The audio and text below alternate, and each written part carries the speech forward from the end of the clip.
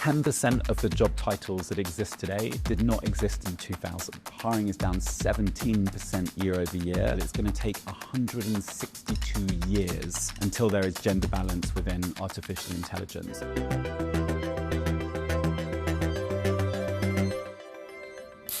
Welcome to The Big Question, the series from Euronews where we speak to some of the most influential people in the world of business.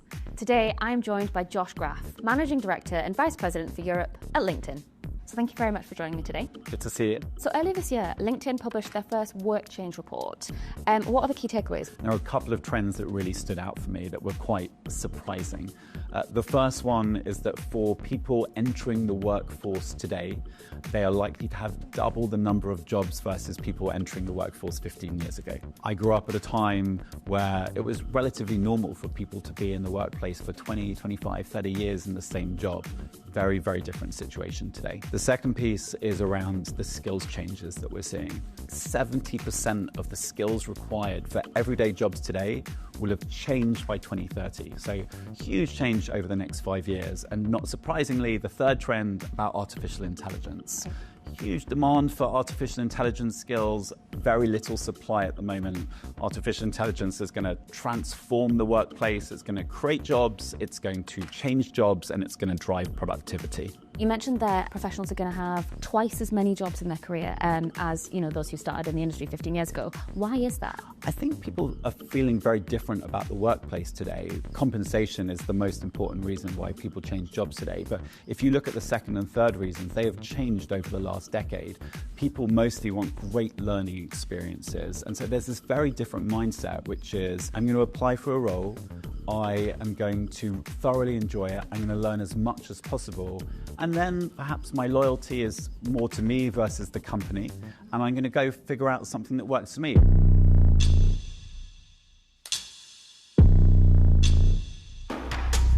Let's talk about the job market. How is it looking in Europe right now? Off the back of the pandemic, we saw this intense surge of hiring. And then a lot of those organizations realized that they'd hired too quickly and started downsizing. And the knock-on effect of that was that people in the workplace were super nervous and they were worried that they were going to join a company and potentially be the last in and subsequently the first out. So for a couple of years, we've seen large numbers of people sheltering in place, hunkering down, really focusing on the job in the company that they're working at today. That has started to change a bit, although hiring is still down. If you look at the January data for Europe, hiring is down 17% year over year, and that is still below pre-pandemic levels. And we're seeing particular softness in countries like Germany, in France, and in Italy. Interesting. And why do you think kind of France, Germany, and Italy are shrinking in particular? I think it's been a challenging economic environment across Europe, and those markets are generally softer, but there's softness across the entire region. We are seeing some pockets of growth in technology, for example. Technology roles are growing 12, 13% year over year out of Ireland, a couple of percentage points out of Spain. If you then do a deep dive within technology, there is an absolute boom in hiring for AI roles. Yeah. Not surprisingly, 400% up in Italy, 300% up in the UK and Germany, 80% up in France. There is a huge imbalance between supply and demand. Interesting. Okay. And so if jobs are changing, how are you seeing job roles evolving? 10% of the job titles that exist today did not exist in 2000. So although we feel like we've been on a significant journey of acceleration over the last quarter of a century, we haven't seen anything yet.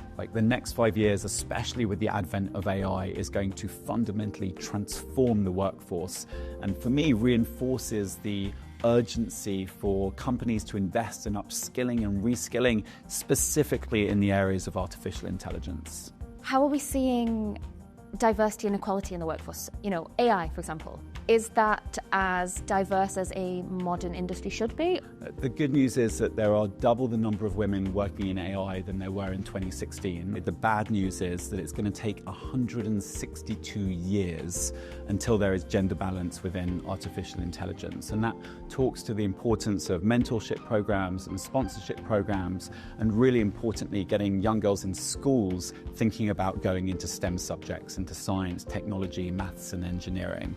Having said that, I do actually believe that there is an opportunity for AI to help rebalance that and ensure that there is a thoughtful balance between men and women within the AI sector. For example, in recruiting, in general, if you look at the data, men will apply for a role if they have, call it 50% of the skills required. Women will generally wait until they have almost all of the skills required for a certain job. Through artificial intelligence at LinkedIn, we can now recommend jobs to you based on the skills that you have and the experience that you have. And we hope that that will then prompt people who are super qualified to apply for jobs where perhaps they wouldn't have applied from them in the past, and create more gender balance, not just within artificial intelligence, but within the broader labour market.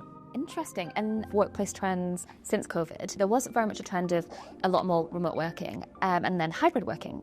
How is that trend developing now?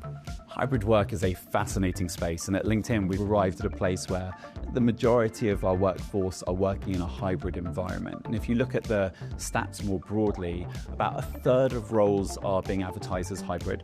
And for those roles, there's relatively good balance between supply and demand. What's particularly interesting, though, is less than 5% of roles are fully remote, and they are attracting 15% of all applications, so 3-to-1 for remote roles. And if you go to markets like Sweden, it's 6-to-1, Germany's pretty high as well. So there is a big imbalance between supply and demand when it comes to fully remote work, and that is increasingly going to become a challenge. And thinking about, Europe versus the rest of the world, is Europe currently retaining its talent within the workforce? It depends on the month and the year that you're looking at. So in general, Europe is retaining its workforce. Off the back of Brexit, we did see a significant shift in the UK. We saw an exodus of talent back to Europe and around the rest of the world. Subsequently, the UK started attracting more talent from outside of the EU. But in general, the EU as a whole is retaining some of its best talent. There is an argument that a lot of talent is moving to Silicon Valley in the US, especially in the technology space, but there are brilliant startups all across Europe within the technology space. I am an AI optimist, I'm a Europe optimist. I think there is huge potential for Europe, but I do think there is an urgency to reskill and upskill the workforce today on artificial intelligence skills to prepare them for the jobs of the future versus just the jobs of the past. And if you're a leader today, you need to understand how those technologies can influence your business and your trajectory. If you are an employee today, you need to start experimenting with those tools on a day-to-day basis. You do not want to be left behind. Now is the moment to really embrace those tools. Okay, brilliant. Well, thank you so much for your insights today. And thank you for joining me on The Big Question.